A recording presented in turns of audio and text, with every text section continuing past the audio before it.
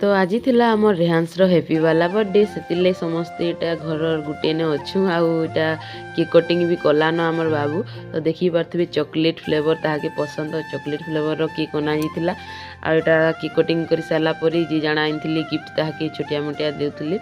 आईटा देखी पारे दादा दीदी यहाँ समस्ते यहाँ केक खोचन आउ 5 वर्ष इंजेक्शन टी लगी तो से मोर पु ठिया उठी नहीं पारे तो इथर बसिक केक काटला तो से तार मन टी भल नहीं थे ना तो बहुत खुश थी तार हैप्पी बर्थडे रे खास कर केक रही केक कटिंग करवा लगे बहुत पसंद लगसी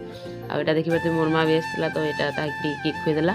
आउ तार बापा यहाँ सुट करते तो पछे आसली आ खुआली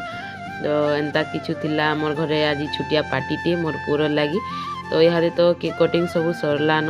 आउटा जहाँ जहाँ आनी छुआ मैंने तार सांग मैंने घर हेन्ता मिसिक छोटिया मोटिया गिफ्ट देछन आ मोर नानीटा पैसा भी देती ताकि